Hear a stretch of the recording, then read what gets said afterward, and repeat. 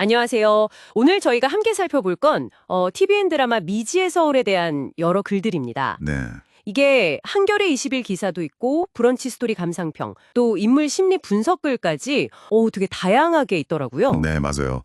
이 드라마가 그냥 뭐 재미만 있는 게 아니라 좀 생각할 거리를 많이 던져주죠. 맞아요. 우리가 타인의 삶을 진짜 얼마나 피상적으로만 알고 있나 이런 생각도 들고, 또 요즘 청년들 힘들다 힘들다 하는데 그 속사정은 어떤가 이런 것도 좀 보여주는 것 같아요. 네, 그래서 오늘 이야기의 어떤 핵심 키워드는 되어보기라고 할 수 있을 것 같아요. 되어보기요? 네, 그냥 머리로 힘들겠다 공감하는 거 말고요. 직접 그 사람의 삶 속으로 들어가 보는 거죠. 그게 어떻게 진짜 이해로 이어지는지 등장인물들을 통해서 한번 따라가 보려고 합니다. 아, 네. 그 드라마 시작이 그거잖아요. 외모는 똑같은데 뭐 하나 같은 게 없는 일란성 쌍둥이 미지랑 미래. 네네, 이 둘이 서로 인생을 확 바꿔버리죠. 그렇죠. 동생 미지는 한때 잘 나가던 육상 선수였는데 지금은 고향에서 알바 전전하고, 언니 미래는 완전 엘리트 코스 밟았는데 막상 회사에서는 번아웃에 괴롭힘에 시달리고. 네, 이 두 사람이 삶을 바꾸면서 벌어지는 일들이 참 많죠. 그렇죠. 혹시 그거 아세요? 카페 같은 데서 누가 뜨개질하고 있으면 저 사람 되게 한가한가 보다 이렇게 생각하기 쉽잖아요. 네, 그럴 수 있죠. 근데 드라마 보면 미지가 사실은 불안해서 뜨개질을 하는 거거든요. 그걸로 마음을 다스리려고. 그렇군요. 네. 그러니까 겉모습만 봐선 모르는 거죠. 그런 복잡한 사정들. 자, 그럼 이제 본격적으로 한번 파헤쳐 볼까요? 좋습니다. 먼저 그 되어보기, 이게 그냥 공감이랑은 좀 다르다는 걸 짚고 싶어요. 어떻게 다른가요? 예를 들어 미래 삶을 대신 살게 된 미지 있잖아요. 언니가 회사에서 얼마나 힘들었는지 듣기만 한 게 아니라 직접 그 모욕감, 무력감을 온몸으로 겪어요. 듣는 거랑 적는 건 완전 다르죠. 그렇죠. 그 굴욕감 같은 거, 머리가 아니라 몸에 새겨지는 느낌? 반대로 이제 미리 삶에 들어간 미래는 늘 밝아 보였던 동생이 사실 얼마나 많은 상처랑 무시를 견뎌왔는지 그걸 직접 체험하게 되는 거죠. 그러니까 진짜 그 사람 신발을 신어봐야 아는 거네요. 나라면 어땠을까? 그냥 머릿속으로 상상하는 거랑은 차원이 다른. 맞습니다. 질적으로 다른 경험인 거죠. 이게 그 할머니 월순 경우도 비슷하지 않나요? 뇌경색으로 쓰러지시고 나서야 그전까지 방 안에만 틀어박혀 있던 미지가 얼마나 답답하고 무서웠을지 그걸 막 절절하게 느끼시잖아요. 네, 맞아요. 늙은 나도 이렇게 무서운데 그 대사가 참.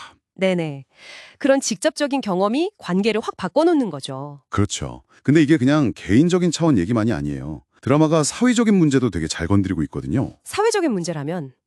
그 청년들 현실 같은 거요. 네. 소위 뭐 스펙이다, 정규직이냐, 비정규직이냐 이런 딱지들 있잖아요. 그 뒤에 가려진 진짜 청년들의 현실. 미래가 회사에서 겪는 일들 보면 뭐 성과 뺏기는 거. 그거 진짜 열받죠. 네. 그리고 은근히 따돌리는 거. 심지어 성희롱 문제 같은 거 덮으려고 하고. 조직사회의 어두운 면이 그대로 드러나요. 맞아요. 그 한겨레 20일 기사에서도 나왔던 것 같은데 계약 만료 앞둔 비정규직 동료 지윤이었나요? 그분의 불안감이라던가. 네, 지윤이. 그리고 미래 사무실 자리 배치가 꼭 서로 감시하는 것처럼 되어 있는 거. 그런 장면들이 왜 요즘 청년들이 조직을 힘들어하는지 그냥 단순히 얘네가 나약해서가 아니라는 걸 보여주는 것 같더라고요. 정확해요. 상징적인 장면들이죠. 미지가 방에만 있거나 뜨개질하는 것도 어쩌면 이런 현실에서 느끼는 어떤 고립감, 막막함 이런 걸 보여주는 행동일 수도 있고요. 그러네요. 인물들 심리 들여다보는 것도 재밌었어요. 그 브런치 글이었나 심리 분석 글에서 본 것 같은데 미지가 언니 행세하면서 가면증후군 겪는 거예요. 네. 가면증후군. 자기가 사실은 능력이 없는데 과대평가받고 있고 언젠가 들통날까 봐 불안해하는 거잖아요. 네, 되게 불안해 보였어요. 근데 또 반대로 미래는 모든 걸 다 버리고 동생 삶으로 도망친 거잖아요, 어떻게 보면. 그쵸. 일종의 도피였죠. 근데 아이러니하게 그 과정에서 오히려 자기를 더 알게 되고 성장하는 모습을 보여주잖아요. 이게 뭐랬더라? 외상후 성장인가요? 네, 맞아요. 심리학에서 말하는 그 개념이죠. 큰 시련 후에 오히려 긍정적으로 변화하는 거. 신기하네요. 그리고 그 첫사랑 호수, 이 인물 변화도 되게 인상 깊었어요. 처음에는 옛날 첫사랑, 그러니까 미래 모습만 생각하고 지금 미지는 제대로 안 보잖아요. 네, 약간 과거의 이상화된 기억에 갇혀 있는 거죠. 맞아요. 일종의 이상화 같은 거. 그러다가 점장 현실의 미지를 있는 그대로 받아들이게 되죠.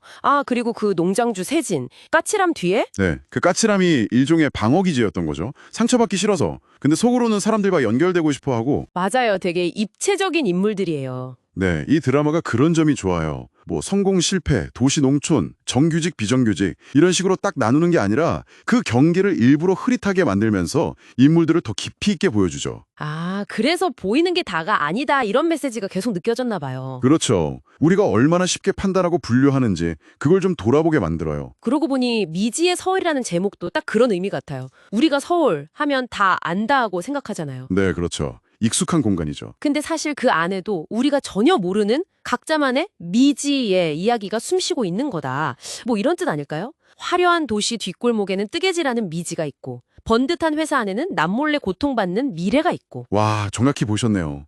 결국 이 드라마가 하고 싶은 말이 그거죠. 다른 사람 삶을 너무 쉽게 단정짓지 말자.